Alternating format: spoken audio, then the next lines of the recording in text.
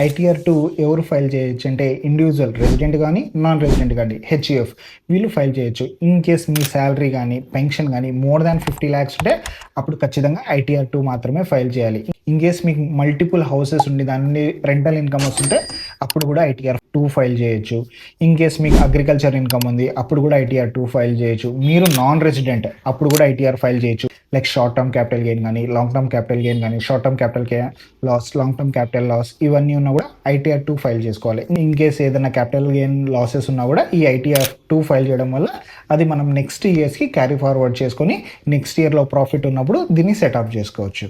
మీకు ఈ క్యాపిటల్ గెయిన్స్తో పాటు ఏదైనా ఇంట్రాడే ఎఫ్&ఓ ఉంటే అప్పుడు ఐటీఆర్ టూ చేయకూడదు. ఓన్లీ క్యాపిటల్ గెయిన్స్ ఉన్నప్పుడు మాత్రమే ఐటీఆర్ టూ చేయాలి. సో మీకు ఏదైనా అదర్ సోర్సెస్ నుండి ఇన్కమ్ వచ్చింది, విన్నింగ్ ఫ్రమ్ లాటరీ కానీ హార్స్ రేసెస్ నుండి కానీ అక్కడ నుండి ఇన్కమ్ వచ్చింది అప్పుడు కూడా ఐటీఆర్ టూ ఫైల్ చేయాలి. మీరు ఒక కంపెనీలో డైరెక్టర్ లాగా ఉన్నారు అప్పుడు కూడా మీరు ఐటీఆర్ టూ మాత్రమే ఫైల్ చేయాలి. కొంతమంది క్యాష్ విత్డ్రా ఎక్కువ చేస్తుంటారు. క్యాష్ విత్డ్రా ఎక్కువ చేసినందుకు 194(n) సెక్షన్ కింద ట్యాక్స్ అనేది కట్ చేస్తారు.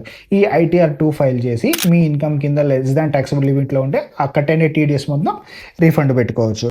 దాంతోపాటు మీకు ఏదైనా ఫారిన్ ఇన్కమ్ ఉన్నా ఏదైనా ఈఎస్ఓపి నుండి వచ్చిన ఐటీఆర్ టూ ఫైల్ చేసుకోవాలి. ఐటీఆర్ టూ స్పెసిఫిక్గా ఎవరు ఫైల్ చేయకూడదో చెప్తాను. ఎవరైతే బిజినెస్ ఆర్ ప్రొఫెషన్ ఉంటుందో వాళ్ళు ఖచ్చితంగా ఐటీఆర్ టూ అనేది సెలెక్ట్ చేసుకోకూడదు.